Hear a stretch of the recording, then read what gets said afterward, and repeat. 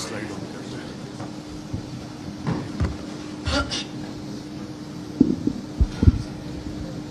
Former Prime Minister Imran Khan, former federal ministers और हाजरीन, अस्सलाम वालेकुम.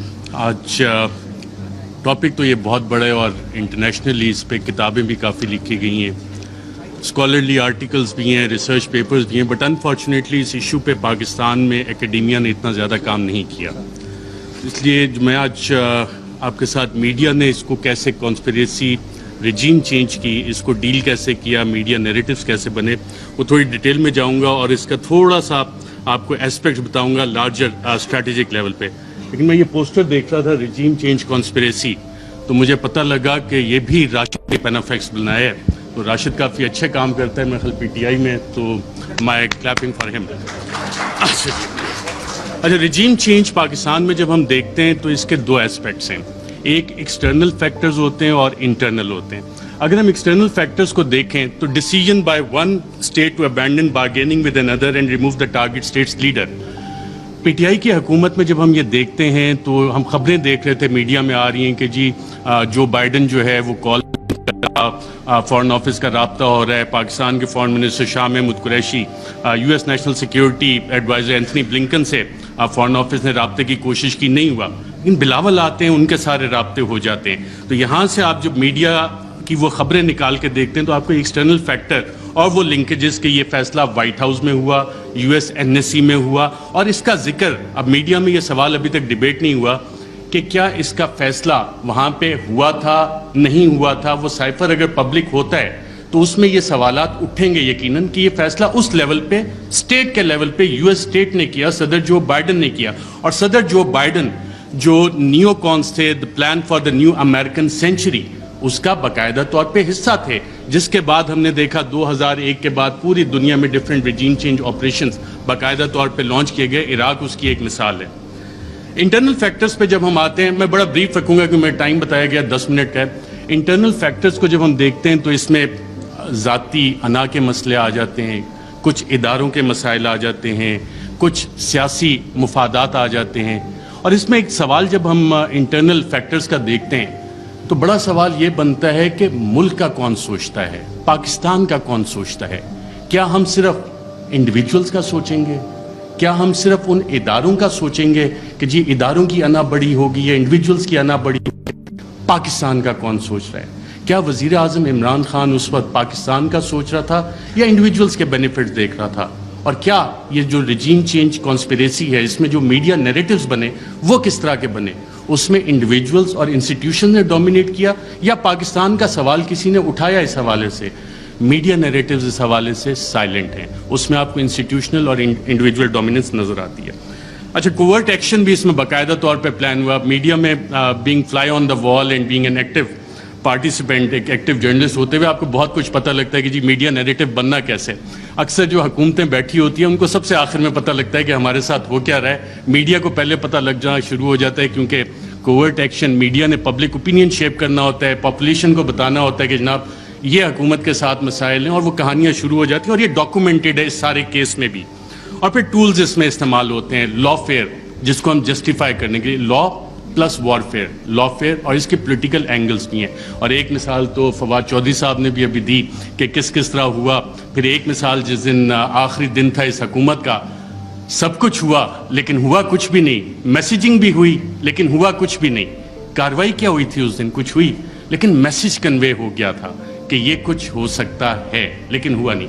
सो वो लॉफेयर बाकायदा तौर पे इस रिजीम चेंज ऑपरेशन का एक हिस्सा था, सोचा गया, इम्प्लीमेंट किया गया, और मीडिया ने उसे बाकायदा तौर पे रिपोर्ट किया, जिस वजह से आज हम उसकी बात करते हैं, सवालात उठते हैं कि जनाब ये वाले काम कैसे हुए.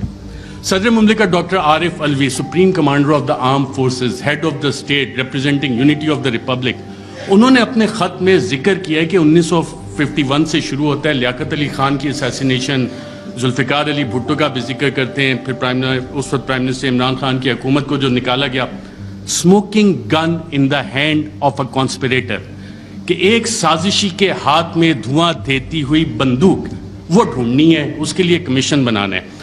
तो इंडिविजुअल्स को हम साइड पर रख देते हैं. हम इसमें एक लार्जर पैटर्न आइडेंटिफाई करने की कोशिश करते हैं कि पाकिस्तान में अगर हम US लेंस के जरिए देखें کیونکہ پاکستان کی فورن ریلیشن جو ہیں ہم لوگ موسٹلی یو ایس بلاک میں رہیں، تو اس میں ہم یو ایس لینس سے اگر اس سارے مسئلے کو دیکھیں پاکستان کی 75 سالہ تاریخ کو کہ کب کیسے گیا، میں لارجر اس میں براڈ فریم ورک میں آپ کو بتاتا ہوں۔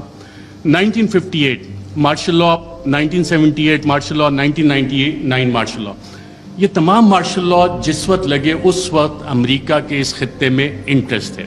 1958 میں جب ایوب خان نے مارشل لاء لگایا، لیاقت علی خان کی اسیسینیشن 2 ہفتے پہلے ان کے رشیا وزٹ سے ہوگی، آج تک نہیں پتہ لگا کہ پیچھے کون تھا۔ آپ آ جاتے ہیں جی martial law, SEATO, CENTO, cold war اپنے پیک پہ جا رہی تھی، امریکہ کو یہاں پہ الائز چاہیے تھے اور ہم سیاٹو سینٹو کا حصہ بنے، رشین بلاک میں، ہم سوویٹ بلاک میں نہیں گئے اور ہم وہاں پہ اس سائڈ پہ چلے گئے۔ اب وہ سارا پلان اس وقت سیاٹو سینٹو کولڈ وار جب اپنی پیک پہ گئی تو ایوب خان، جنرل ایوب خان، انہوں نے اپنی سروسز باقاعدہ پرووائڈ کی اور پاکستان یو ایس کیمپ میں گیا، اور اس وقت کے آپ دیکھتے بھی ہیں بڑے پیارے پیارے ویژولز ہمیں نظر آتے ہیں۔ 1977 جب ہم دوبارہ آتے ہیں تو اس وقت پھر امریکہ کے ریجنل انٹرسٹ یہاں پہ تھے، اور ہم دیکھتے ہیں کہ کوورٹ وار باقاعدہ طور پہ شروع ہوئی، افغانستان کی جنگ لڑی گئی، اور اس وقت پاکستان میں پھر مارشل لاء آ جاتا ہے۔ ایک پاپولرلی الیکٹڈ ڈیموکریٹک لیڈر کو پھانسی دی جاتی ہے ایک ایسے کیس میں، غالباً سیکشن 109، فواد چودھری صاحب اگر بیٹھے ہوں تو بتائیں کہ اس میں پھانسی تو بنتی نہیں، لیکن پھانسی دے دی گئی، اور ضیاء الحق کا مارشل لاء آ جاتا ہے۔ یو ایس انٹرسٹ دوبارہ افغانستان میں۔ 99 میں جب ہم آتے ہیں دوبارہ تو ایک نئی جنگ ہمیں چاہیے، اس کے لیے نیو کونس کے پلان آلریڈی بن چکے تھے، آلریڈی تھا کہ کدھر عراق میں جنگ ہونی ہے، لیبیا میں ہونی ہے، سیریا میں ہو رہی ہے، ایران، پاکستان بھی اس کا حصہ تھا، لیکن پاکستان جیسے بلڈ بارڈرز کا ڈاکٹر شیری مزاحم نے بتایا، Pakistan for various reasons and one of the main factors being a nuclear power تھوڑا سا بچ گئے۔ جو وار اگینسٹ ٹیرر ہماری شروع ہوئی، دہشت گردی کے خلاف جنگ، جو ٹی ٹی پی کا سارا انفیوز کیا گیا، وہ سارا اسی کا ایک حصہ تھا کہ یہاں پہ یہ ساری کارروائیاں پاکستان میں ہونی ہیں، اور ہم اس ٹریپ میں باقاعدہ طور پہ واک ان کیے۔ یہ والے ہم 3 فیزز جب نکالتے ہیں، اچھا ان میں ٹرانزیشن کیسے ہوتی ہے؟ ٹرانزیشن پاپولرلی ہوتی ہے، جتنے بھی یہ لوگ گئے، جب ہم دیکھتے ہیں کہ جناب ٹرانزیشن 1969-70 میں جو ٹرانزیشن آئی وہ پاپولر اپرائزنگ ہوئی، پاپولر لیڈرز آپ کے کھڑے ہوئے، پاکستان پیپلز پارٹی کا قیام آیا، انہوں نے کہا کہ جی ناؤ ڈیڈی از نو مور ایکسیپٹیبل، میں بڑا ہو گیا ہوں، میں اپنی الگ پارٹی بناؤں گا، پاکستان پیپلز پارٹی۔ عوامی لیگ الگ بنی شیخ مجیب کی، اور پھر اس کے بعد کی جو الیکشن مینیپولیشن کی داستان ہے اس کے ریزلٹس ہمارے سامنے۔ 1988 محترمہ بے نظیر بھٹو آتی ہیں واپس، ایک پاپولر اپرائزنگ ہے، لاہور کے جو جلسے ہیں جن کی مثال دی جاتی تھی، جو کہ اب پاکستان تحریک انصاف نے جتنے بڑے بڑے جلسے کیے ہیں اسے اوور ویلم کر لیا، لیکن وہ مثال دی جاتی تھی کہ پاپولر اپرائزنگ ہوئی، اور پھر وہاں پہ جو بھی جو طیارہ جب پھٹا تھا جنرل ضیاء الحق کا، تو آپ کی ایک ڈیموکریٹک ٹرانزیشن آئی، اور یہ وہ فیز ہے جب آپ دوبارہ دیکھتے ہیں کہ ایک ٹرانزیشن ہو رہی ہے، دوبارہ آپ جنگ سے نکل رہے ہیں، حالات سٹیبل ہو رہے ہیں، افغانستان آپ نے فتح کر لیا ہے، سوویٹس کو وہاں سے بھگا دیا ہے، سو جنرل ضیاء کا کام ختم ہو گیا، سو پاکستان میں آپ ٹرانزیشن تھوڑے عرصے کے لیے چلو جی جمہوریت انہیں کھیلنے دیتے ہیں۔ پھر آ جاتا ہے 1999 اور 2007-8 general Musharraf, war against terror, اور اس کے بعد جب ان کی یوٹیلیٹی ختم ہوتی ہے، ہم نے دیکھا ایک پاپولر اپرائزنگ ہوتی ہے اور انہیں جانا پڑتا ہے، ہم لائرز موومنٹ بھی دیکھتے ہیں، ساری چیزیں۔ لیکن اس سارے عرصے میں جو ڈیموکریٹک ٹرانزیشن ہماری ہوئی ہے اس میں کیا واقعی حقیقی جمہوریت ہماری قائم ہو سکی کیا، یا کہ ہمیشہ ہمیں ایک ہائیبرڈ قسم کی جمہوریت جو ہے وہ ملی ہے؟ اور ہائیبرڈ جمہوریت بنتی کیسے ہے؟ ہمیشہ ایک کنگز پارٹی ہوتی ہے۔ جب آپ پاکستان کی تاریخ اٹھا کے دیکھتے ہیں تو جو مین آن ہارس بیک ہیں، گھوڑے جو لوگ رائڈ کرتے ہیں، ہارس رائڈنگ کرتے ہیں، وہ اچھے گھوڑے رکھنے کا شوق بھی رکھتے ہیں، تو وہ چیز ہوتی ہے۔ لیکن اس ساری چیز میں ایک ٹائم فریم بڑا ڈیفرنٹ آ رہا ہے پاکستان کی تاریخ میں، وہ آ رہا ہے 2018 سے 2022 کا۔ اس دوران میں اتھارٹیرین کنسولیڈیشن بھی ہوتی رہی۔ اتھارٹیرین کنسولیڈیشن اس طرح کے جو پرانے ایسٹس تھے جن پہ کرپشن کے مقدمات تھے ان کو بھی بچایا جا رہا تھا، دوسری طرف ایک حکومت کوشش کر رہی تھی کہ جی ہم نے ڈیموکریٹک کنسولیڈیشن کرنی ہے، اس کو روکا بھی جا رہا تھا، اور اکاؤنٹیبلٹی اس کی بہت بڑی مثال ہے۔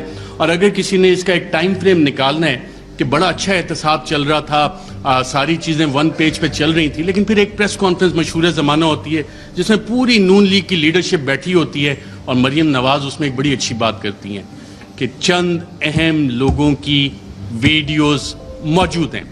اب ماشاءاللہ سارے وفاقی وزراء کابینہ بیٹھی ہے، سابق وزیر اعظم بیٹھے ہیں، اس کے بعد احتساب کے مقدموں کا کیا ہونا شروع ہوا؟ اس کے بعد کیا ڈیلے ہونا شروع ہو گئی, اس کے بعد نواز شریف بھی باہر گئے, اس کے بعد کیسز بھی سلو ہونا شروع ہو گئے, کیا کچھ نہیں ہوا. یہ والی ساری چیزیں تھیں. مجھے میسج آ گیا کہ جی تھوڑا کم کریں. ریجیم چینج جب پیٹا ہوئی تو میڈیا کی اسٹریٹجی اس میں کیا تھی؟ میڈیا کے 3 Ds اس میں باقاعدہ طور پہ استعمال کیے گئے تحریک انصاف کے خلاف. 3 D تھے: ڈسٹرب, ڈسکریڈٹ, ڈینائی. ڈسٹرب کیسے کرنا ہے؟ جتنے بھی پاکستان تحریک انصاف کے پلانز بنے تھے اسے لا فیئر کے ذریعے, ایڈمنسٹریٹولی اور انفارمیشن آپریشنز کے ذریعے سیبوٹاج کرنے کا باقاعدہ طور پہ پلان بنا, اور اس کی ہم نے مختلف قسم کی امپلیمنٹیشنز دیکھی. اگر آپ نے ایڈمنسٹریٹو اس کی دیکھنی ہے تو وہ وزیر اعظم تو عمران خان تھا, پولیس وین وہاں پہ کس کے آرڈر سے گئی؟ شیخ رشید صاحب انٹیریئر منسٹر تھے, ان سے ہم پوچھتے رہے کہ جناب یہ آپ نے بھیجی؟ وہ کہتے ہیں یار مجھے تو نہیں پتا. وزیر اعظم عمران خان کال دے رہا ہے, پورا ریڈ زون جو ہے بیریکیڈ ہو جاتا ہے, کون حکومت چلا رہا تھا, کیسے؟ تو یہ وہ ایڈمنسٹریٹو سٹیپس ہیں. ہر ایک کی ڈیٹیل میں جائیں گے تو کافی لمبا ہو جائے گا. پھر ایک پلان بنا کہ جی 3 Ds کا ایک حصہ تھا ڈسکریڈٹ کرنا ہے, عمران خان کو ڈسکریڈٹ کرنا ہے, پاکستان تحریک انصاف کو ڈسکریڈٹ کرنا ہے. اور فریم ورک فار اس میں جو نیوز میکنگ تھی, اگر آپ ریڈ زون فائلز اٹھا کے دیکھیں تو اس میں باقاعدہ طور پہ میڈیا والوں کو یہ بتایا جا رہا تھا, یہ چیزیں میڈیا میں آ رہی تھیں کہ جناب دیکھیں یہ اکتوبر میں ایک جو سلسلہ شروع ہوا ہے نا, یہ بڑی زیادتی کی بات ہے. اس میں چند انڈیویجولز جو ہیں ان کو تو یہ حق نہیں دیا جاتا کہ جی پنجاب پولیس کے پیٹرن پہ چیزوں کو لے کے چلیں, ایسے تو نہیں اجازت دی جا سکتی. لیکن سوال آتا ہے کہ کیا ہمیں اس ملک میں آئین کی حکمرانی چاہیے یا اشخاص کی حکمرانی چاہیے؟ ہمیں قانون کی حکمرانی چاہیے یا چند اشخاص کی حکمرانی چاہیے؟ میڈیا فریم ورک جب آپ اس میں سارا اینالائز کرتے ہیں, جتنے آپ کرنٹ افیئرس کے پروگرامز اٹھا لیں, نیوز آرٹیکلز اٹھا لیں, کالمز, ایڈیٹوریلز, اس میں کانسٹیٹیوشنل فریم ورک, وہاں پہ ڈیبیٹ فریم نہیں ہوئی, وہاں پہ رولز آف بزنس کی ڈیبیٹ فریم نہیں ہوئی, وہاں پہ ڈیبیٹ فریم ہوئی اداروں کے حساب سے, وہاں پہ ڈیبیٹ فریم ہوئی انڈیویجولز کے حساب سے. اور پھر اپریل میں 9-10 اپریل, اس سے پہلے یہ پلان آ گئے تھے کہ جناب میڈیا سپیس بھی ڈینائی کرنی ہے, بلیک آؤٹ بھی کرنا ہے, جو چند صحافی کوشش کریں گے آواز اٹھانی ہے ان کو آپ چینل سے نکال دیں. عمران ریاض میرا خیال ابھی بھی بیٹھے ہیں, مجھے اطلاع ملی تھی کہ انہوں نے ایکسپریس جوائن کرنا ہے, لیکن ایکسپریس پہ بھی ابھی تک آن ایئر نہیں ہو سک رہے. حالانکہ سلطان لکھانی صاحب فریڈم آف پریس میڈیا اس پہ بلیو بھی کرتے ہیں, کافی اچھے ایڈیٹوریل آرٹیکلز اور چینل بھی چل رہا ہے, but he is not on air. FIRs چلیں, اب صحافیوں کو چھوڑیں, اب تو پوری وفاقی کابینہ جو ہے سابق, اس پہ بھی FIRs ہوئی ہیں, اور ملٹیپل FIRs دہشت گردی کی بھی ہوئی ہیں. اور جن لوگوں نے یہ FIRs کی انہوں نے یہ نہیں سوچا کہ کر کس پہ رہے, کیونکہ پلے بک وہی والی پرانی تھی. مسئلہ یہاں پہ یہ تھا کہ کرپشن کے کیسز نہیں مل رہے. بڑی کوشش کیجیے عمران خان کے خلاف کرپشن کے کیسز نکالے جائیں. میری بھی 1-2 ملاقاتیں ہوئی کہ جناب آپ تو بڑی سٹوریز کرتے ہیں. میں نے کہا یار ایک شخص, اور یہ عمران خان صاحب بیٹھے ہیں, شاید آپ میں سے بہت سے لوگوں کو نہ پتا ہو, PM آفس میں ہمارے بھی ذرائع ہوتے ہیں, اکثر پوری کابینہ پریشان ہوتی تھی کہ جناب بات ہم نے کی ہے, کہاں سے پتہ لگ گئی. وہ شخص جو پانی کی آدھی بوتل بھی ضائع نہیں ہونے دیتا بطور وزیر اعظم کے, یار یہ آدھی پانی کی بوتل میں نے ابھی رکھی, کیوں اٹھا کے لے گئے, وہ کرپشن کرے گا. میں نے سمجھائی لوگوں کو یہ بات, لیکن پلے بک کیونکہ وہی پرانی تھی, کیا کرپشن کے کیسز نکالو, ڈسکریڈٹ کرنا ہے, کرپشن تھوپنی ہے. مسٹر ABC کا فلانا دوست ہے, اس سے نکال کے لاؤ, کچھ نہیں. آج 2-2.25 مہینے ہو گئے, کوئی کرپشن نہ نکلے گا. عمران خان کا کرپشن کا کیس نہیں نکل سکتا, نہ نکلے گا. میں نے بتائی کہ نہیں آپ کچھ کوشش, میں کہا میں یہ کوشش نہیں کر سکتا کیونکہ مجھے یہ پتا ہے کہ عمران خان کی کرپشن نہیں نکلنی. اچھا, media narratives against PTI. French revolution جب آیا تھا تو اس وقت ایک تھاٹ تھا کنگ لوئی کا, میں ریاست ہوں, میں بادشاہ ہوں, میں قانون ہوں. اور یہی چیز ہم نے دیکھی کہ جب میڈیا نیریٹیوز PTI کے خلاف بن رہے تھے. ابھی حال ہی میں آپ اگر آئی ایم دا کنگ کا دیکھ لیں, the king can do no wrong. King ہمیشہ, جو بادشاہ ہے وہ ہمیشہ اچھی چیزیں ہی کرتا ہے. فیٹو پہ پوری حکومت نے کام کیا, حماد اظہر بھی ادھر ہیں, لیکن PTI نے کام نہیں کیا, بادشاہ نے سب سے اچھا کام کیا. آئی ایم دا لا, قانون میں ہی ہوں. پولیٹیکلی آئسولیٹ کرو PTI کو. آج PTI واقعی پولیٹیکلی آئسولیٹڈ ہے. کون سی سیاسی جماعت ہے جو PTI کے ساتھ اتحاد میں کھڑی ہے؟ سب ایک طرف ہو گئے. لیکن ایک سٹرینتھ گین ہوئی اس میں, پاکستان کی عوام بغیر کسی کال کے نکل آئے. اور شاید جو وزیر اعظم عمران خان کا آخری دن تھا وزیر اعظم ہاؤس میں, اس وقت جو لوگ نکلے اور جنہوں نے رپورٹ کیا, آئی تھنک عمران ریاض تھے, باقی ہم لوگ بھی تھے, ان سب نے ایک بات نوٹ کی آپ نے خود بھی اپنا دفتر چھوڑنا ہونا کافی ٹائم لگتا ہے کہ ایک شخص فوراً اٹھ کے چلا گیا اور کہا جب سوال جواب ہوئے کوئی رہ تو نہیں گیا کہ اکیلا کر دیا ہے, اب اس کے ساتھ کس نے کھڑا ہونا ہے؟ پاکستان کی عوام کھڑی ہوئی. یہ وہ ڈفرینٹ فیکٹر تھا, چینج تھی جس کو کسی بھی سازشی نے کیٹر نہیں کیا ہوا تھا. یہ وہ ویریبل تھا, عوام کا ویریبل تھا جس کی وجہ سے یہ چیزیں. میں کوئکلی تھوڑا سا 2 منٹ اگر آپ کی اجازت ہو تو سائفر کے اوپر بھی بات کرنا چاہوں گا. سائفر پہ بھی میڈیا نیریٹو بڑے مزے کے بنے, اس پہ اور ڈیبیٹ بھی ہو سکتی تھی, کافی مزے کی چیزیں تھیں. پہلا کیا بنا جی, پہلی میڈیا نے رپورٹ کرنا شروع کیا اور باقاعدہ یہ بتایا گیا کہ جی سائفر تو ایگزسٹ ہی نہیں کرتا, سائفر نام کی تو کوئی بلا ہی نہیں ہے. پھر دوسری چیزیں میڈیا کی یہ سٹوریز آئیں اور ریکارڈ کے اوپر موجود ہیں, پرنٹ کیے ہیں, ٹی وی پروگرامز ہیں کہ سائفر تو یہ ایزمپشنز پہ بیسڈ ہے. وہ ایزمپشنز ہیں ہمارے ایمبیسیڈر کی یا کس کی. پھر یہ بھی کہانیاں میڈیا میں آئیں کہ جی یہ تو فارن آفس میں خود ہی پی ٹی آئی والوں نے بیٹھ کے بنا لیا ہے, یہ تو شاہ محمود قریشی نے خود ہی بیٹھ کے بنا لیا ہے. پھر جب وہ بھی ساری چیزیں, کیونکہ سائفر ایگزسٹ کرتا تھا, سائفر موجود تھا, پھر کہا گیا جی کانسپریسی کا ایویڈنس کوئی نہیں ہے.